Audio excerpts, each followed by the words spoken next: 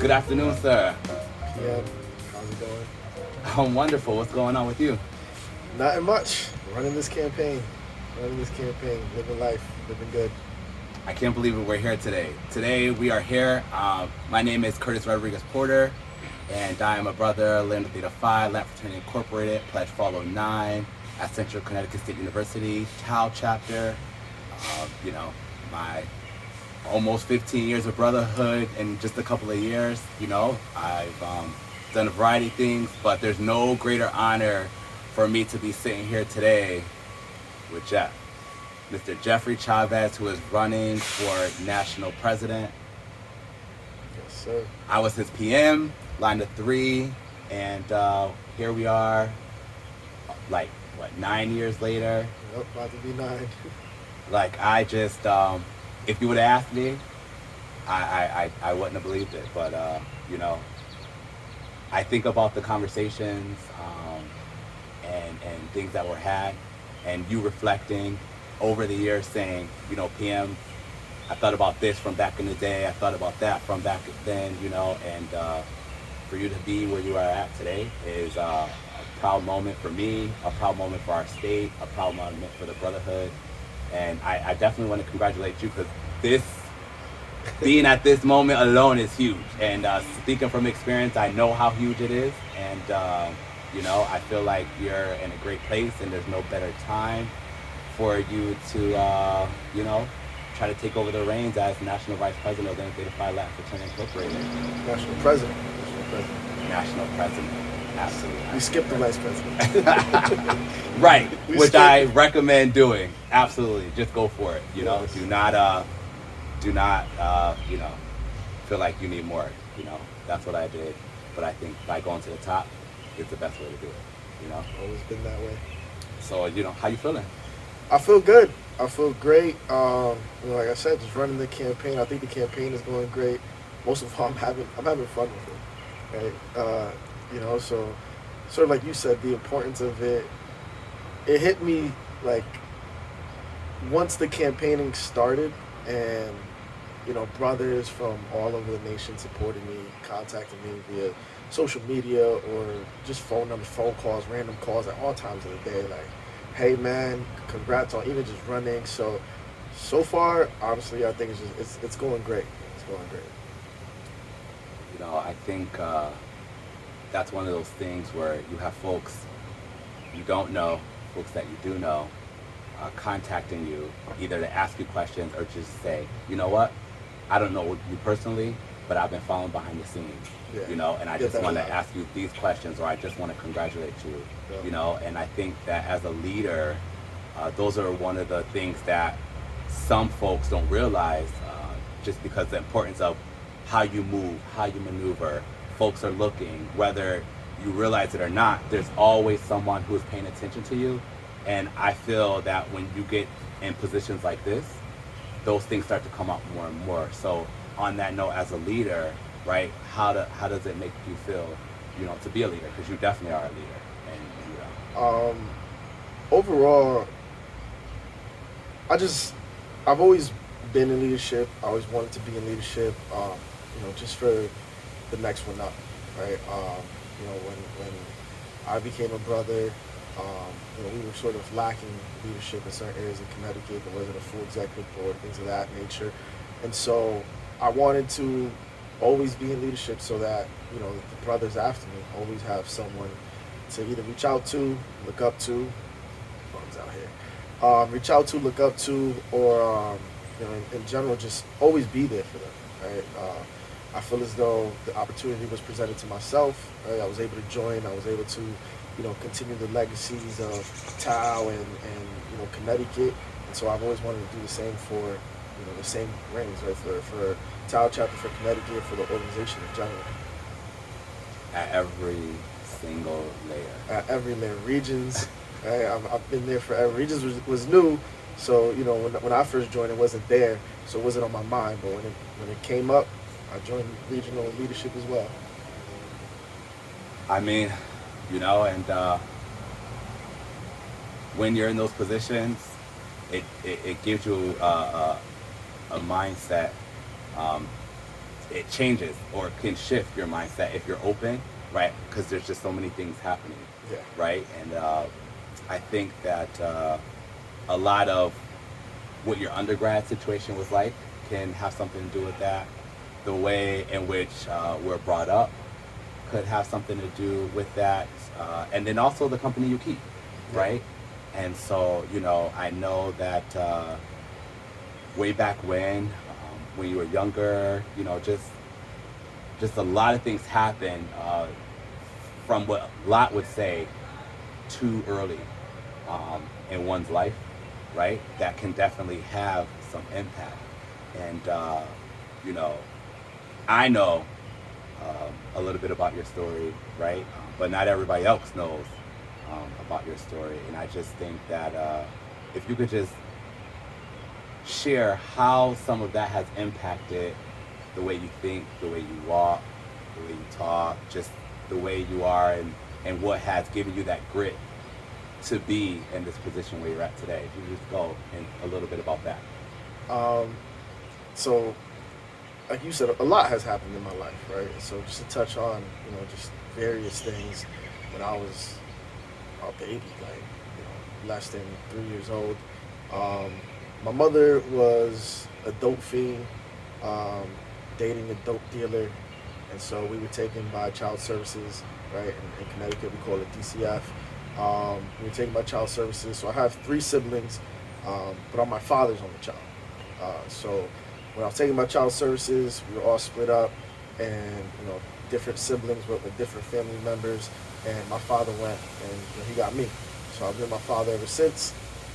But my father's also, you know, he came from Nicaragua. He was a Sandinista, so he fought in the Revolutionary War over there in Nicaragua. Him, my aunt, my uncles, right? They were all part of that. So he also has that sort of grit mentality.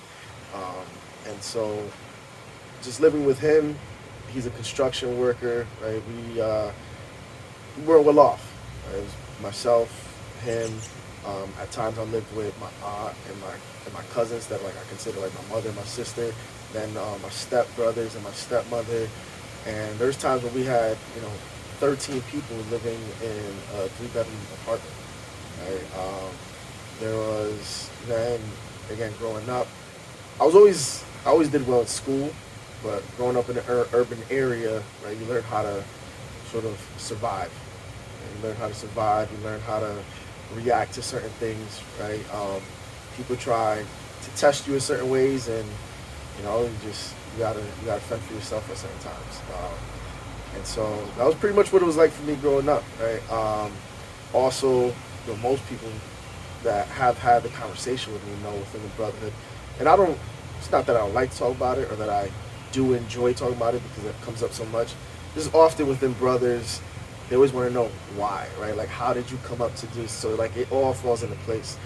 So before college, when I was in high school, I also did a year and some change in jail for a shooting. And so throughout that time frame, you know, obviously I learned from it and grew from that as well. I wrote my college essay while I was in jail in a cell. I wrote it on regular lined paper and a pen, and I mailed it to my cousin, one of the ones I consider like my sister. She actually was attending CCSU at the time. So she, Ened, right? Ened put it together. She typed it up, fixed whatever had to be fixed, and sent it in as my application to CCSU. So by the time I actually came out, I was already accepted to Central. So yeah, I wrote my college essay in jail. Sitting down here with presidential candidate Jeffrey Chavez for Lambda, Theta, Fraternity Incorporated. You know, we've been talking about some really hard-pressed things, and you know, one of the things that come to mind for sure is some great memories, right? I think about all the highs, the lows, and everything like that. But for the highs, and me being there, when you and the team won the national salute competition, and we was in California, right? No. California was my first convention. That's San Diego. Okay. That is, I didn't even know a salute competition existed. That was the first time I saw a salute competition. And I remember telling you after I saw it, and I straight up was like, "We're gonna win that next year."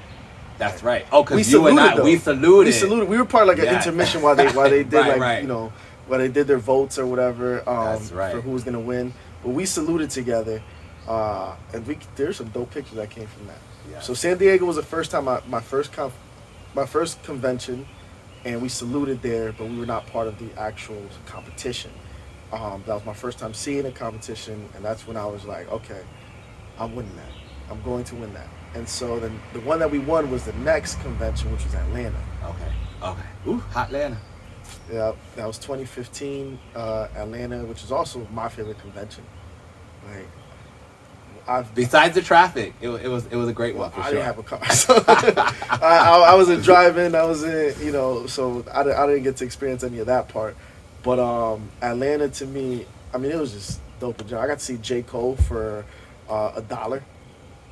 I don't know if you remember that story. I heard some folks did have that chance. So it was me and Ben in Rome, and we went like a day or two earlier than convention, and we had a hotel room and all that stuff. So when we're leaving the hotel room to go to a brother's apartment, so that we don't got to pay for more, hotel, on the way there, we're in the Uber, and we had J. Cole's like his tweets like notification. So anytime he tweeted, we got it. Yep. Right? We got the notification.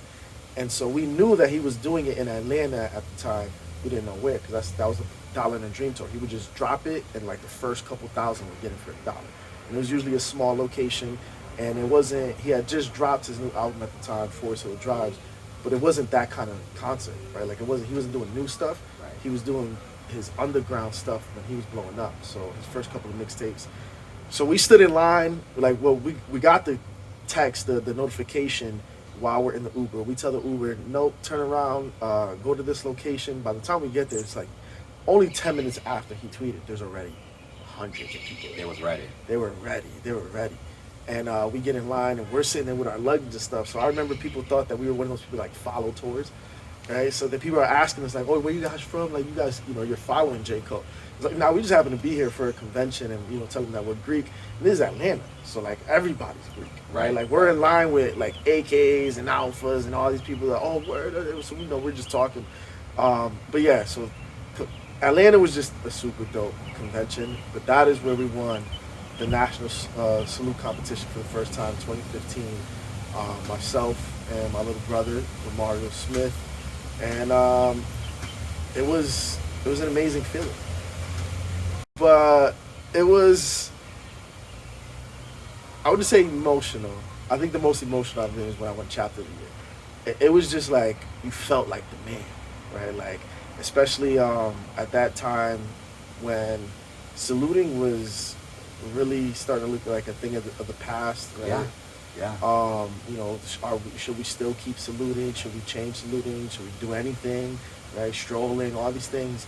And so we came up, with a really dope salute. And I think what made it cool for me was I'm just a student of the game, right? Like, saluting and hip hop are very similar, right? And I'm a hip hop head. Most people know me like I'm a hip hop head. So when I, was creating the salute, when I was using pieces of other Tao salutes, because I didn't write the whole thing, right? Like, there's pieces from past Tao salutes that were in there, that older brothers had created and done. And so when I was doing that, I just really was thinking about, studying it, right? When I'm looking at all these old school videos, whether it's Tao or another chapter, Beta, Alpha, whatever, right? What was it that they were doing that made saluting so cool?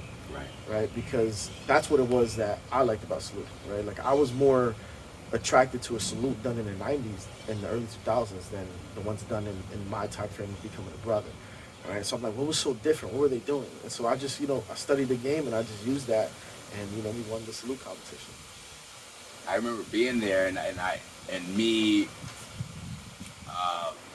hanging out with old school brothers, right? Knowing the history of saluting, coming up in an era where folks were like saluting, like, what is that? Where old school brothers weren't saluting, right? they left it to the younger folks coming in, but then it was just kind of like they taught us the basic and that was it. We didn't get taught, my era didn't get taught the innovation part of it. Yeah. And I feel like the innovation part didn't come until you came in and kind of changed up the game, Yeah. right? And made it new and fresh and appealing to those coming up after us. And so I know that that's a big deal. And so for me to also be there to witness you all winning, I was just kind of like, wow, this is dope, because it's like Jeff has that creativity. He came through with the passion, him and the team, right? And brought it back to one of the first states where the fraternity started, you know?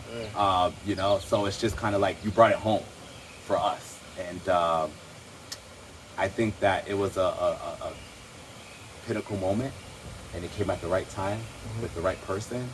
And, great work for the effort and where we are now.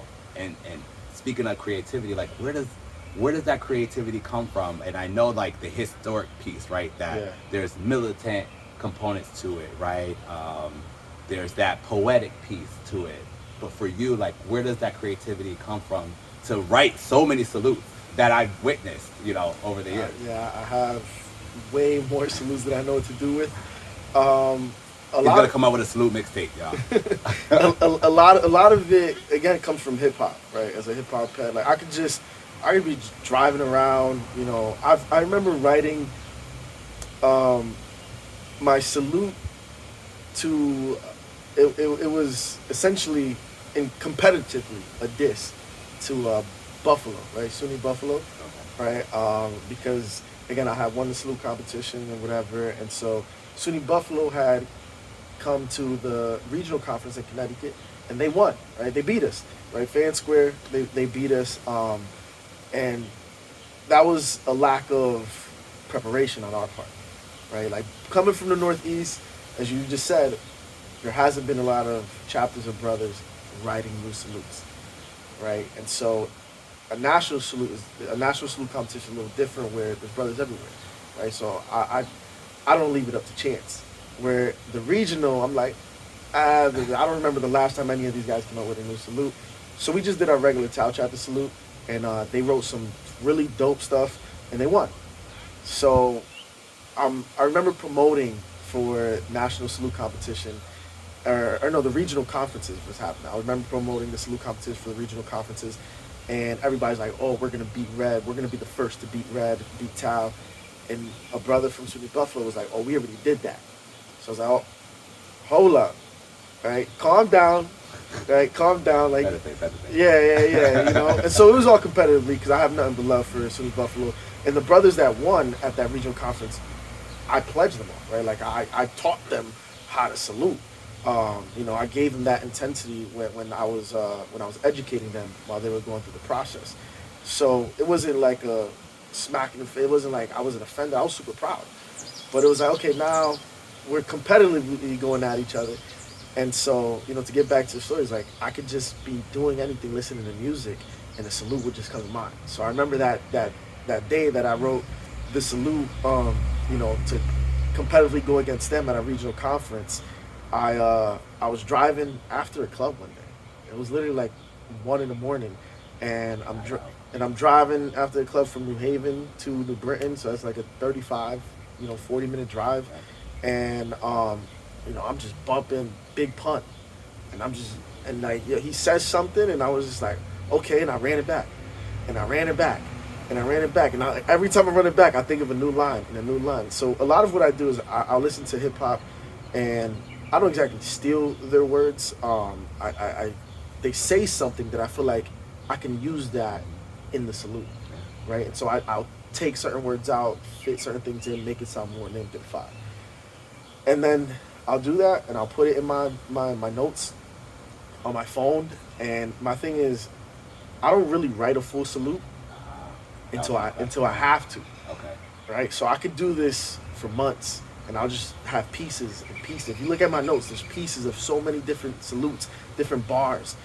And then when it's time to write a salute for a salute competition, for a performance, at a campus. Then I go and I look at That's your go-to bank. I got my bank, and I'm like, okay, well, this goes well with this, right? Because not everything goes well together, right? And so, what is the theme? That's another thing that I do. Salutes need to have a theme, right? I feel like a lot of times brothers just look at saluting as very aggressive, so they want to diss people, right? Like, obviously, I just said I competitively went against, but that was the theme. That was the purpose of that salute. Right. But every salute has a different purpose, right? Whether you want to brag about yourself in your chapter, whether you want to diss somebody, or competitively again, or you just want to talk about the accolades of your chapter. So it needs to be a theme, and so I just start taking pieces and I put them together, and then I fill the blanks to make it flow. Right? And so all that passion and innovation comes from hip hop, and I think a lot of it lacks today because of I'm gonna sound like an old head because of the current state of hip hop. Right? There's not a lot of, in my opinion, what you can use in a salute in current music. Right, like I use because the music is for right now and not necessarily timeless. I use 90s, early 2000s hip hop, very aggressive. That's more my style in general, but that's what I use for my innovation and for my salutes. The other thing of it is when I would watch salutes as a young brother, like my saluting now is 100 times better than when I won the salute competition. Right, like I hate watching those old videos because as you get older, which sucks that alumni brothers and older brothers don't want to keep saluting, because as you get older, you get better at it, right? Like I feel like saluting, right? You're fresh offline, you're a new brother. It's very stiff. Right. It's so stiff, and as you get better at it, and I think that's what makes me a great saluter to now, is it becomes fluid, right? Like there's movements. Like so a brother told me the other day, is like, yo, I don't think you are way better than like a lot of the brothers salute in the 90s, and I don't think I'm better than them like that either. He's like, what you do is you use movements and you do things within your salute that I've never seen before, right? Where everyone has like the same, movements, the same cadences, the same this. Where like I can switch it up and I can be a lot more fluid in my salutes than a lot of other people.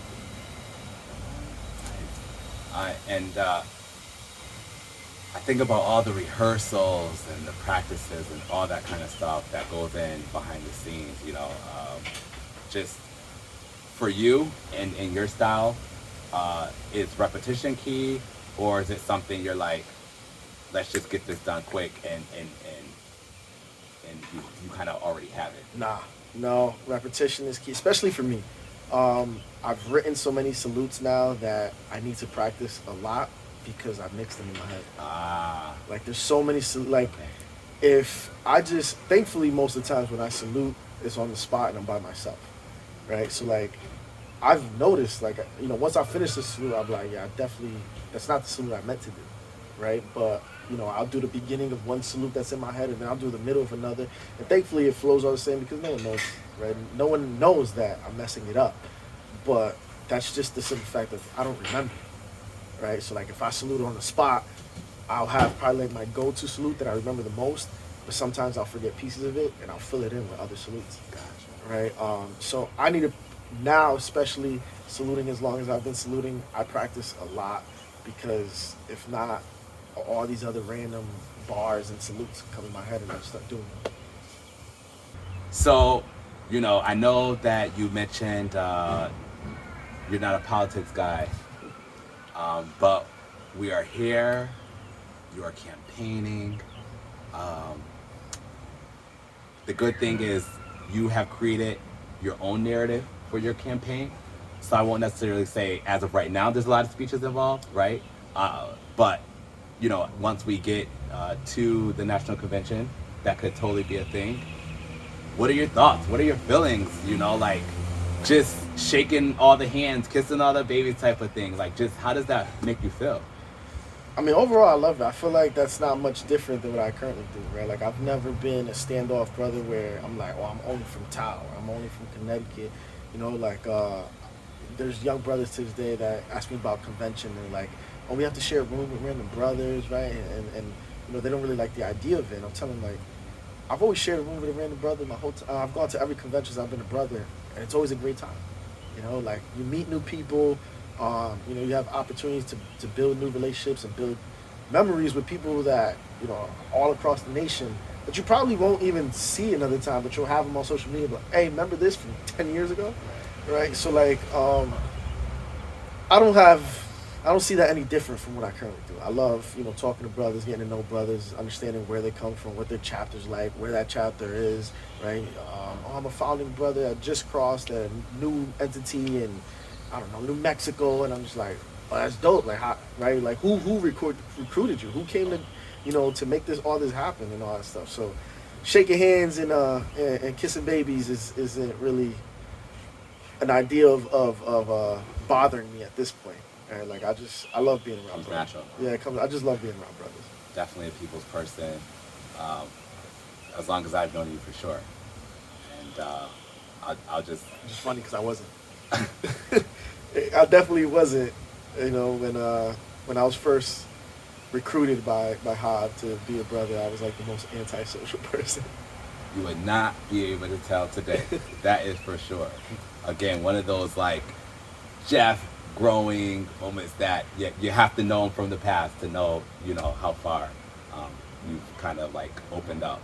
I would always have my headphones on with a hoodie and sweats, and I didn't want to talk to nobody. Just one of those things for sure. And speaking of growth and all that, I know that what I would say probably about last year, there was kind of this blow up, amongst brothers in regards to specifically the LGBTQ identified brothers over, a situation where something was said. And I saw that you received a lot of flack for that, and a lot of accusations where folks tried to say that you were, homophobic and things like that. And to be in the center of something so controversial when, after talking to you personally, right, it was an intent versus impact type situation.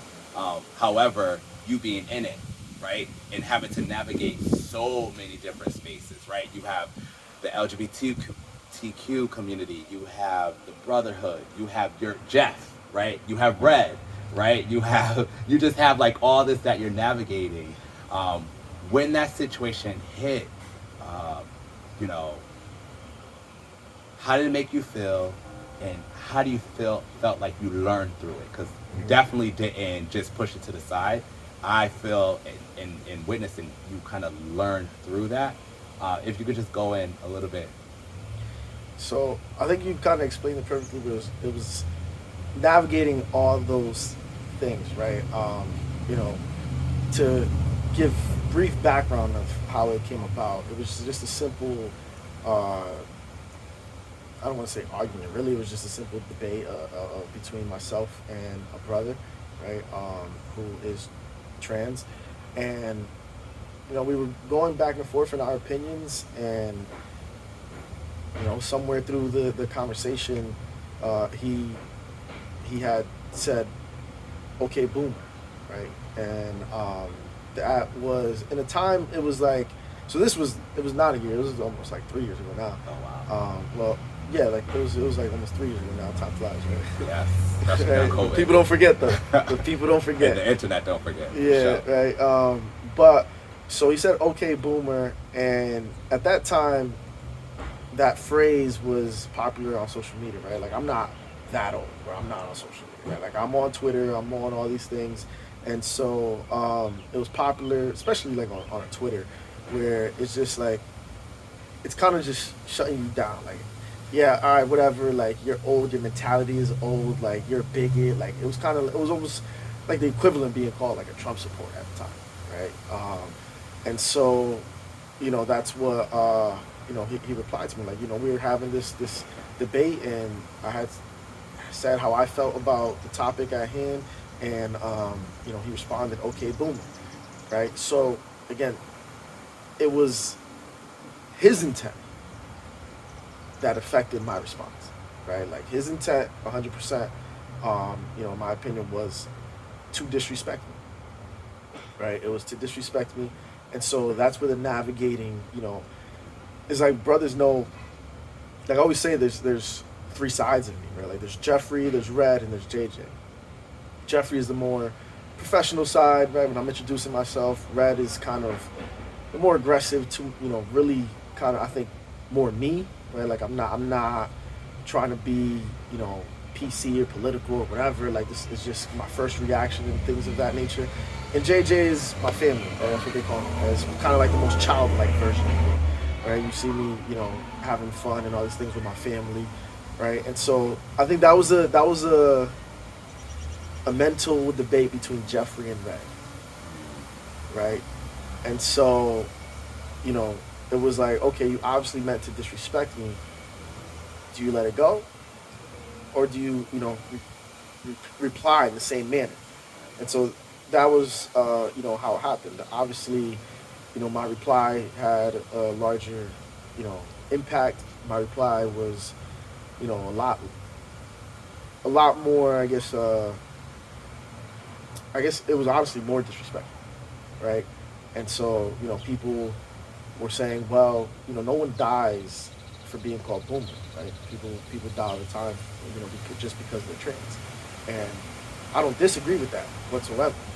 But I think what people also don't really realize, or maybe just they don't think about, is the fact that, again, we all come from different backgrounds, different communities, right? So to you, that is the most important, issue to you. Where I come from, disrespect is like the most, right, important thing. Where people don't die over being called boomer, right?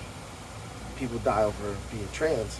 But where I'm from, people die a lot more over disrespect, right? Like, and that's not me trying to say I'm super hood or anything like that. It's just, again, it's environmental. So in that moment, I think it was just my initial response of, yo, you disrespected me, I'm gonna disrespect you back, right? I don't care how little or small the disrespect was, or did it even bother me? Nah, this was your intent, so this is mine now, right? And that was pretty much it. It really wasn't anything about the person being trans, right, or anything like that. It was just, you disrespected me, so now I'm gonna disrespect you back, right? And so, do I think it was right? No. Right? And in that moment, I'll be honest, did I think it was right even in that moment? No. But it was, at that moment, it is what I wanted to reply with, right? Is it safe to say, and at that time, in that moment, right,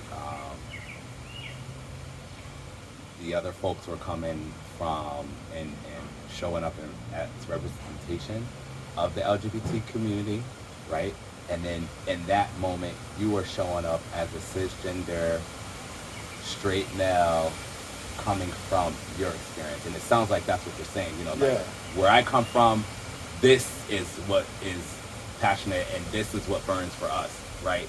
And then in your community, that is what is passionate and burns for y'all. Yeah. And so it sounds like folks were coming in with the knowledge they knew at that time together. However, I think it sparked conversation, and it sparked education amongst everyone, right? Mm-hmm. I think from an outsider looking in, that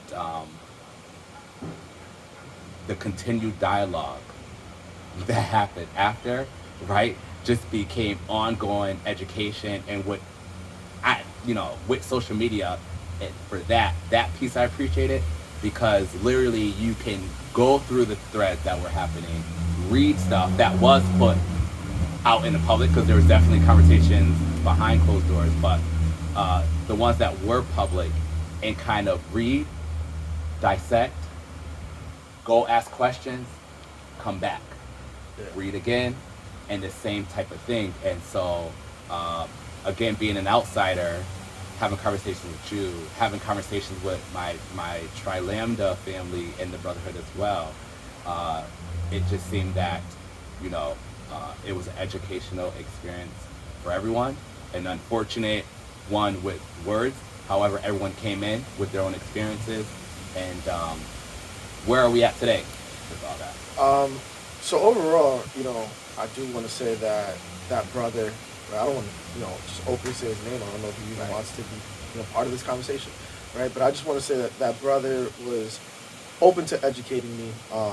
We settled on, as far as like sanction wise, um, that we would give him, because I was on the national executive board. Right? I was still director of membership development at the time. That we would give him a space at convention to provide a workshop um, about the LGBTQ plus community and trans and all that involved. And that's kind of what we settled on. And convention was canceled due to uh, COVID and being virtual. And to be honest, like, I held myself accountable, right? Like, even though convention was canceled, I could have said, well, convention's canceled. Well, I don't gotta go to it, right? Like he doesn't have a spot anymore. As part of our convention schedule, I could have, been very, I guess, not wanting to educate myself, right? But no, I made sure I held myself accountable. I connected with him and still made sure that he had a spot even through the virtual convention. And I made sure that I attended and participated, right? I didn't want to just, because it's virtual, I could have just, took my mic and my camera off and just let it go through and say I did it. But I definitely wanted to actively participate and learn more. And I did learn actually a lot more that I didn't know from that workshop. So, big props to him for putting that workshop on, because it definitely educated me. And I'm sure it educated a lot of others.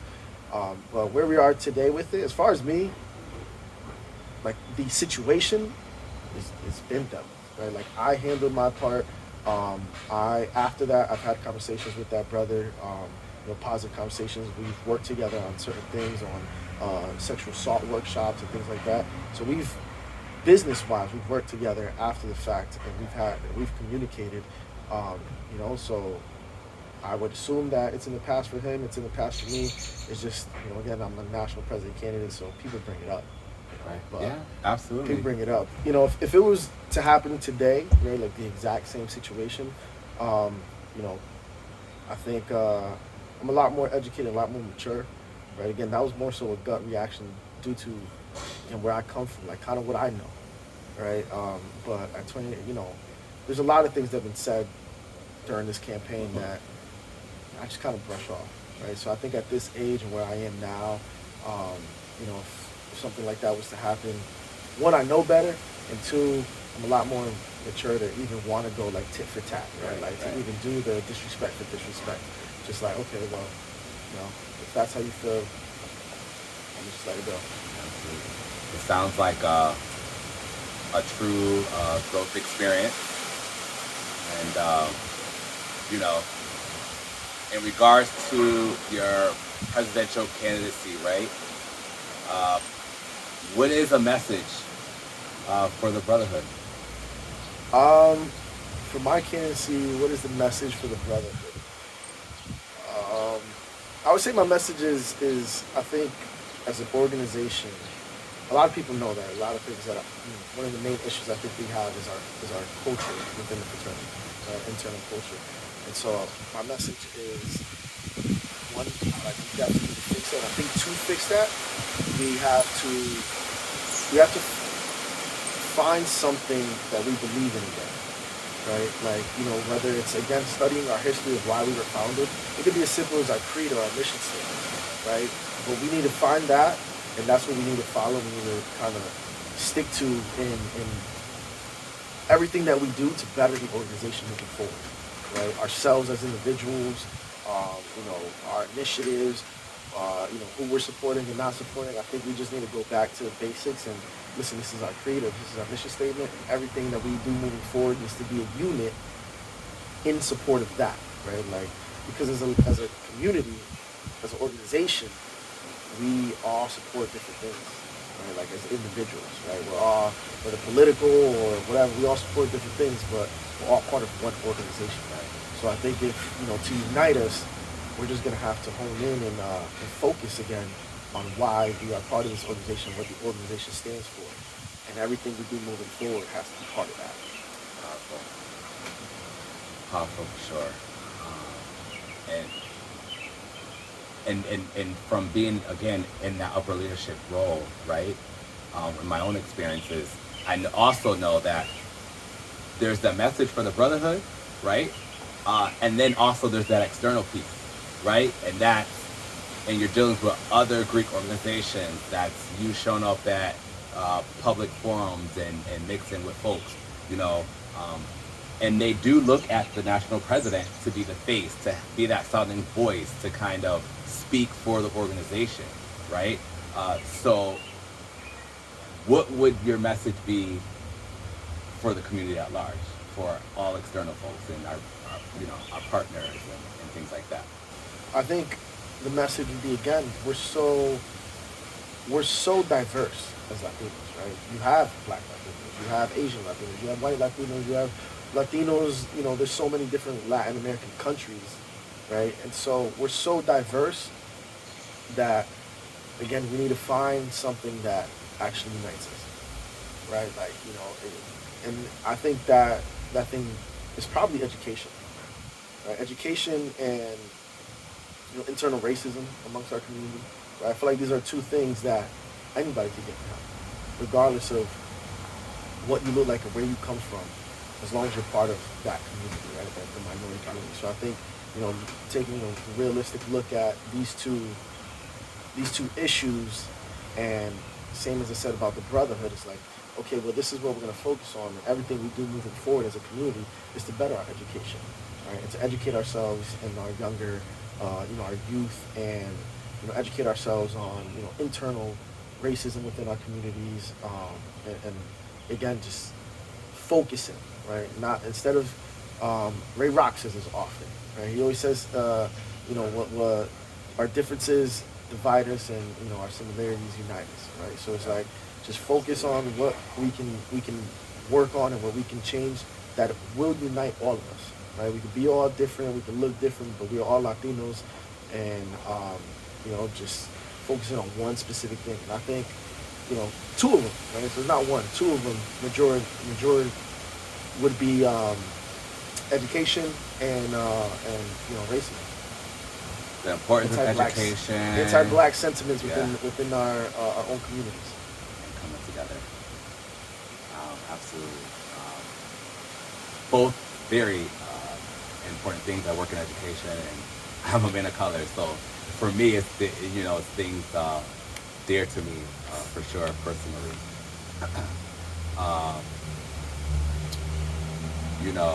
With that, speaking of the Black and Brown community, right? Being a Latino male in today's society, and with society saying that you have to conform to a specific norm, to speak a certain way, to act a certain way, in order to make it, and their standard, right? You and others with stories similar to yours, and also different as well, that have beat the odds according to them, right? Where you necessarily didn't speak, walk, talk the same way as what society says you should, but you have defined the odds. You have graduated from college, right? You have you are in the professional workforce, right? What do you kind of have to say to that for our Black and Brown people who feel like all those biases against us kind of set us up to have this mindset that we are not good enough and that we don't have access to those type of things? For our community specifically, well, for the people that think that, right, like outside of our communities, I think it's ignorance, just lack of educating themselves, again, on other communities. It's just be authentic to yourself. Like, I love being myself, but when I need to, I can code switch, right? Like, I can sit in a room with a board of directors. I obviously am employed after college. I've worked in the education system. I was a financial advisor for 2.5 years. So obviously having professional meetings and, speaking financial jargon and making sure people's finances are okay. They have way more money than I do, right? But they trust me, right? So I'm able to switch that. I can speak Ebonics and be authentic to myself because that is natural to me in my environment where I come from. But I can also code switch and speak, I guess, more eloquently, like what people would say. And so to our community, just be adaptable. Don't take it as, you know, I guess insult, or even if they mean it as an insult, because usually it is meant as an insult, right? Just learn, be adaptable, do what they can do, as good or better, and do what you know how to do, because they can't do that. And that's what makes you and us dynamic individuals. The fact that, you know, we have this additional layer to our culture, to our personalities, to who we are as people, and then enter into these spaces. And you mentioned code switching, right? And just knowing how to navigate those spaces, right? Where when it's reversed, that's not. Yeah, no. They can't do it the same way. That's generally not, you know, a strength. Yeah. Right. And whereas for us, right, we're raised to like, this is us, and then hey, figure it out or don't, right? But for those who learn how to navigate, you know, it adds to the dynamic of us as individuals. I think just us as human beings in general, we react to and are more attracted to authenticity, right? Regardless of what that looks like, I think we, like, even if someone isn't as educated or speak as eloquently, right? As long as you know you're not you know blatantly ignorant to it, like I think people can see when someone's being authentic and see the potential, right? So you know, again, if I wanted to give one advice to our community, just be authentic and be adaptable, because you could put yourself in different rooms where they can't go.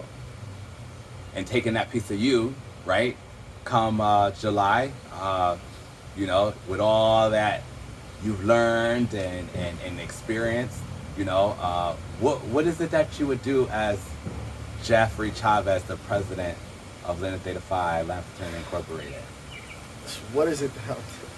It's a lot. There's a lot. Like I have a to-do list, literally. I have a to-do list on my laptop that, you know, if I win as soon as August 1st comes and I have the authority to make changes, I have a to-do list of 50 plus things that I want to do, right?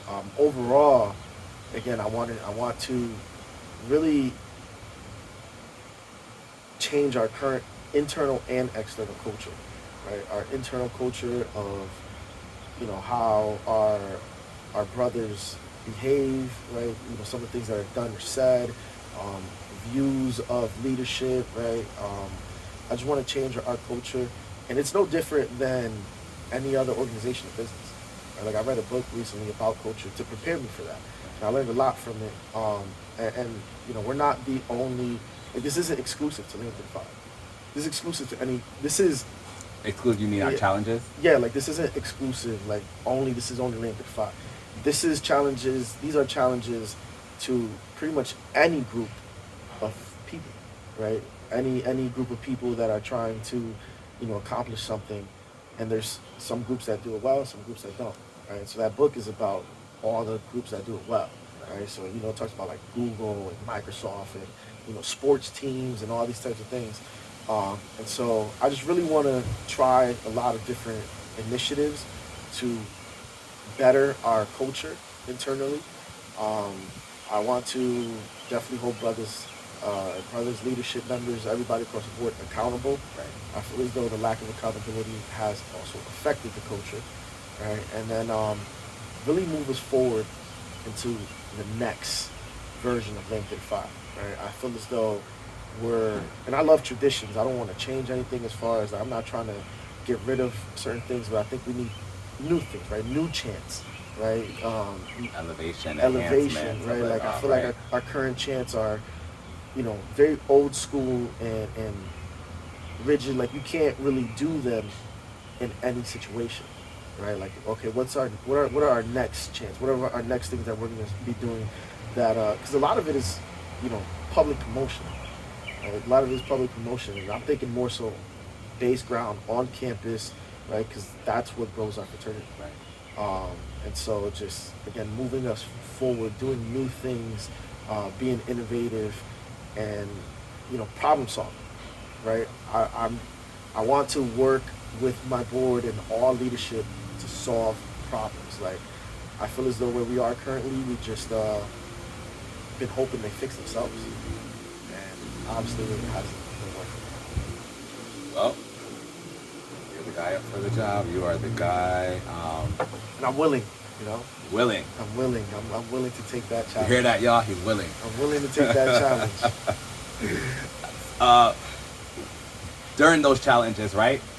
You know, you mentioned hip hop. You mentioned your love for music. What would be that like go-to genre or artist?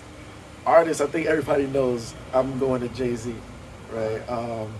Because I know that you also mirrored some things for your platform. Yes. The blueprint. Yes, based off of Jay-Z's songs across, his career. I'm just a big Jay-Z fan. I think he's the greatest rapper of all time. But really, I did that again to showcase me, right? Like, could I have created a platform and graphics and flyers that were a lot more professional and we're going to talk about standards. And yes, I could have, and I had that in there. But again, I wanted it to be more personable. I wanted people to know, okay, well, this is Rhett, right? This is Jeff. He loves hip hop. He's a Jay-Z fan, right? So each topic, I used a title of a song to connect with, right? So that's how my platform came about. And I had fun doing it. That was the real thing. I was like, what's a good song that relates to alumni affairs, right? And so, I had to think. I was like, okay, well, obviously I'm a Jay-Z fan. I'm like, okay, well, this song. All right, what's a good song that relates to induction? Okay, this song. So, if I had to pick a genre or artist, definitely Jay-Z. And if I had to pick a song, like, let's say I win national president, like, what is the song that, the first song you're putting on in the car or whatever, it'll probably be Jay-Z, You Don't Know. Okay. Well, you heard that, whoever's there, make sure, I don't know what the other candidate's music of choice is, but, make sure you have You Don't Know ready to play, for sure. For those who don't know the Jeff that I know, that your chapter knows, right, and they only see you on social media, and it could come off as less empathetic, right? And those who question, does Jeff have a heart? Does Jeff have empathy? Does he even care? How does that sit with you, knowing that, folks say these kinds of things, or feel this type of way?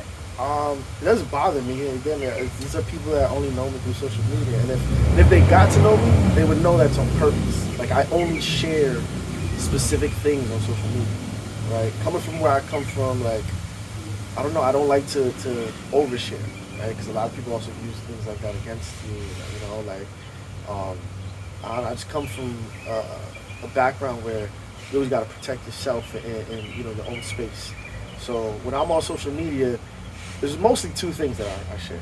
It's literally the fraternity and it's my professional life, right? And I do that on purpose when I'm on social media because I'm marketing those two things, right? I'm marketing my professional side of what I do, for anybody that's interested or looking to get into marketing, or when I was a financial advisor, obviously for potential clients, things of that nature. And then the fraternity is because I'm always ready, right? Like anything, and I said this in another interview that I did, but anything that I'm part of, I just always want to be I want that to be the greatest thing ever, right? I want people to say, oh, that person right there. People that don't know anything about Greek life, right? I have a lot of friends from urban areas that are just my friends from where I grew up. They don't know anything about Greek life. They don't know anything about saluting, but they love it, right? When they see me, they're like, bro, that thing that you do, and you're all I'm just like whatever, because they don't know, right? But that means I'm succeeding on social media. That means that you are taking in what I'm feeding you, right? Like, I'm purposely feeding you, the dope salutes. I'm purposely saying top 5 that are alive. Right? Like, that's no disrespect to any other saluter, right? It's actually, when I do those things, it has nothing to do with other brothers. It's all for people that aren't part of the fraternity, right? When another Greek organization, when a civvy, when someone that's not Greek, when they see this, they see it and they say, that's dope, right? That whatever he's doing, whatever that fraternity is, that's dope, right? So to get to the point, social media, I only share a certain small portion. So in essence, reach out to you. Reach out to me, talk to me, because I'm definitely, I feel as though I'm simple, but I can be complex. Like I know how to compartmentalize. So I feel like there's definitely several sides of me Yeah. that you only get to know if you actually get to know. So fly to Tampa, y'all. But Meet I him. do have some. Talk to him. I do have some. He has empathy for the naysayers out there. Uh, you know,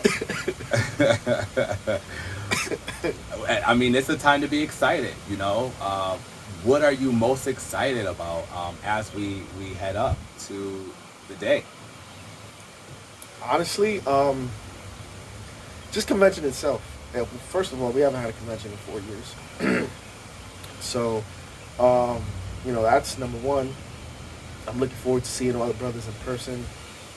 It's been a while, especially brothers nationally, right? Like the last time, I see brothers all the time. I'm literally with brothers all the time, but they're from Connecticut or New Jersey or the Northeast, right? And so just meeting a lot of brothers nationally, and then just that day, right? That banquet, the moment they announce it, right? Whether I win or I lose, like that's what I'm looking forward to. Right, like I just want it to be over with, so that I know, okay, it's go time now, right? Or okay, you lost, so back to the drawing board and help out the region or the sector, right? But like I just want that day to come already. I'm very excited for it, just because I just want to get started. Right? I just want to get started already.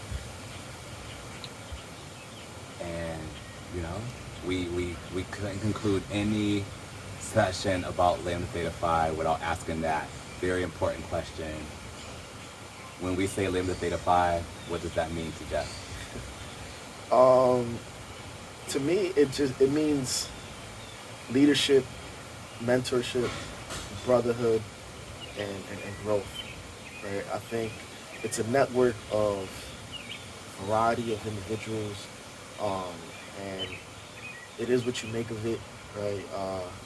You pick the brothers that you want around in your circle to help you grow, and you can reach out past your chapter, your sector, your region, and again, it just allows you to meet people from all over that you probably would have never even been friends with, right? Like there's a lot of brothers that on a personality level, I'm like, yeah, we probably would have never hung out for the letters, but because of the letters, we do hang out, and because of the letters, it provided the opportunity for me to know these people and for them to educate me or mentor me or me do the same for them.